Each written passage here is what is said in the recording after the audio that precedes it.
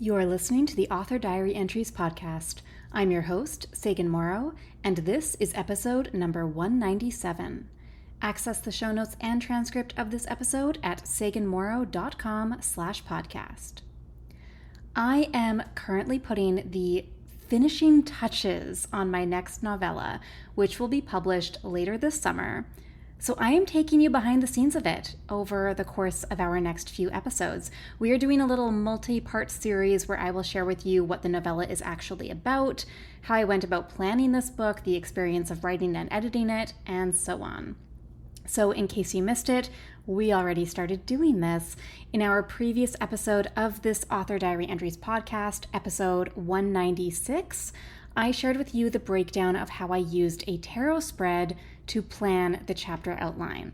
So I would definitely recommend that you tune into that episode to get a little sneak peek about some of the things that you might be able to expect happening in the chapters and how I used the tarot to do that, which was very fun.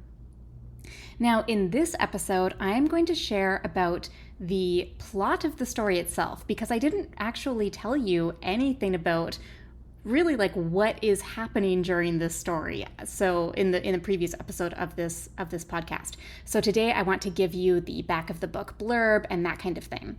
Very exciting. Now, first, before we get into that, I am looking for readers to join my ARC team. I am giving away free copies of this novella. These are advanced review copies, or ARCs, in exchange for sincere reviews of this book. It doesn't matter what stars you give it. It doesn't matter if you love it or if you don't like it. I really, enjoy honest, sincere, genuine reviews because that helps other readers determine if this is a good book for them. So it's really easy to sign up to join my ARC team. All you have to do is visit saganmorrow.com/ARC. Link is in the show notes.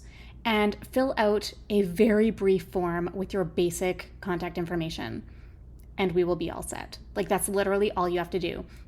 And then I will be sending out ARCs later this week. So I would recommend that you sign up to get an ARC, an advanced review copy, sooner rather than later, especially because the book publishing date, assuming that all goes well with my cover designer, the book publishing date will be August 18th. So yes, I would strongly recommend that you sign up to get that ARC this week, now, today. Go and do that. It'll take you literally like less than 2 minutes to do it. So I am really looking forward to collaborating with you on this and sending you the book to read. I'm very much looking forward to sending you a free copy of this very cute, very fun romance novella. With that out of the way, let's get into the book itself. This book that I am putting these finishing touches on, that you can get an advanced review copy of, that will be published in about a month, this book is one that I knew I was going to be writing several years back. It is titled Love by Design, and it is the sequel to Small Town Stilettos, A Modern Marriage of Convenience, which I published back in summer 2023. Now, very fun fact, even though this is a duology, and even though Small Town Stilettos comes first in terms of the chronological order of events, you can actually read these books in either order. I think it would be very interesting to bring this to your book club, where half the people in your book club read Small Town Stilettos first, and the other half read Love by Design first. The main character in Love by Design has very little knowledge of the events that occur in Small Town Stilettos. So you can get a lot more of her experience by going into this new book, Love by Design, without any knowledge of the previous book in the duology. I think it would be very fun because it kind of, if you haven't read Small Town Stilettos, then it feels like a really fun twist that you get at the end. If you have read Small Town Stilettos, then you will know what's unfolding as the book is going along. But if you haven't read it, then you won't know. And it keeps it really fun because you'll be able to experience the book through the protagonist's eyes.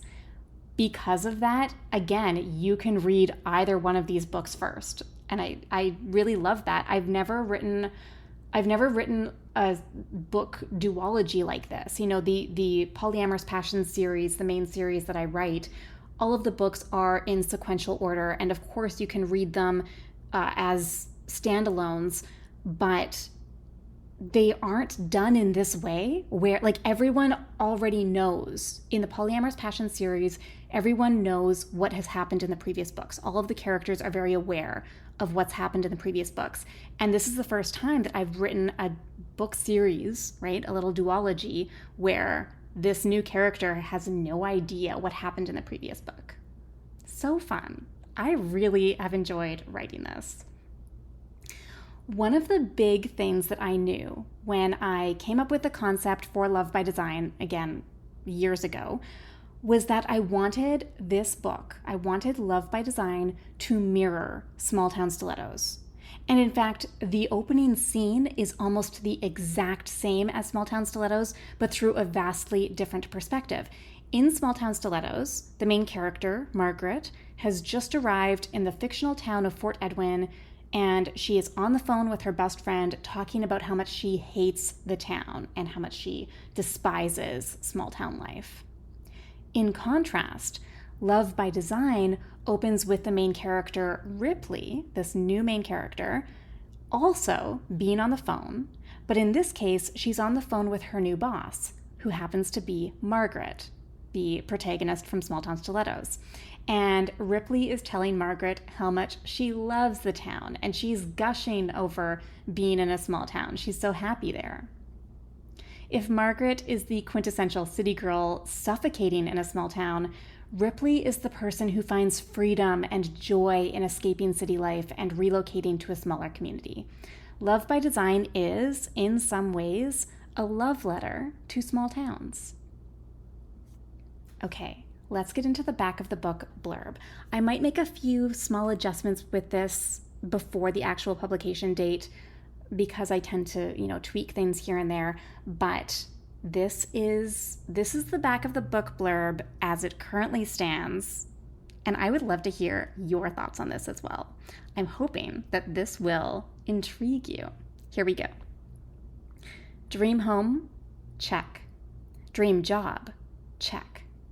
Dream man, my boss's husband. Uh-oh. The tiny town of Fort Edwin just became my new home for the next year.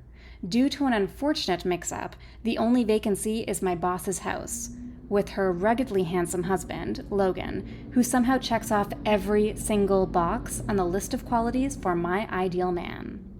Since my boss spends most of her time in a different city, it's just the two of us, living alone. Together. All the time. But that's fine, right? I'm sure it won't be a problem, right? This crush will eventually fizzle out, right? So there you go. Now, along with the back of book blurb, here is some more information about this story, about Love by Design, that I will be including on bookstore web pages and that kind of thing. So here's a little bit more context and information for you. When Ripley Sutton moved to Fort Edwin for her new job in fashion, she hoped to find love, but she never expected to fall in love with her boss's husband. To make matters more complicated, her boss seems to be encouraging them to spend time together. As the undeniable attraction draws Ripley toward Logan like a magnet, she doesn't know how much longer she can keep her feelings under wraps. Love by Design is a cute, flirty rom-com with one chapter of dual POV that will make you kick your feet giggling. This Why Choose Forced Proximity Small Town Romance is the second book in the Small Town Stilettos duology, but it can be enjoyed as a standalone. So there you go. If that story sounds fun and intriguing to you, then I strongly encourage you to, again, join my book review team by visiting saganmorrow.com/arc. Link is in the show notes so that you can sign up and you can get a free copy of this novella. Here's a few more little teasers about the book that I want to share with you. First, the Small Town Stilettos and Love by Design duology is a spin-off from my main series, Polyamorous Passions. They completely stand alone. separate from Polyamorous Passions, but there are some fun cameo crossovers that take place. The events of Small Town Stilettos are instigated by the events of book 8 in Polyamorous Passions, which is called Kiss Me. Those events are instigated by the events that occur in Small Town Stilettos. And then also in book 8, Kiss Me of the Polyamorous Passion series that I just released earlier this year, the readers, if you've read that book, then you will have actually met Ripley, our new main character for Love by Design, at the end of book 8 of the Polyamorous Passion series. Ripley is the little sister of Zach, who is the owner of the Dusky Panther Burlesque Club. So there's a really fun crossovers and cameos that take place between the different books. Another little teaser for you, the second one here. In between each chapter of Love by Design, we get to see text messages that are taking place between various characters. Sometimes those text messages are between Ripley and her brother Zach. Sometimes they're between Ripley and Margaret, her boss, right? Sometimes they're between Ripley and her love interest, Logan, and so on. These are so adorable, and while I have many favorite parts of this book, I am so happy with how this book is being unfolding. The text messages are definitely among some of my favorite parts. If you've read Kiss Me in the Polyamorous Passion series, you will have gotten to know Zach a lot better because he's a major character in the Polyamorous Passion series in book 8, and I think it's really adorable to see him being the big brother in Love by Design. We get to see like a little bit of his dynamic, his relationship with his little sister Ripley, and it's so cute. It's really fun, and I think it just gives an interesting extra dimension to his character. We already got to see a little bit of this in Kiss Me in the Polyamorous Passion series, but now we get to see like a slightly different angle of him, a slightly different side of him. Very cute.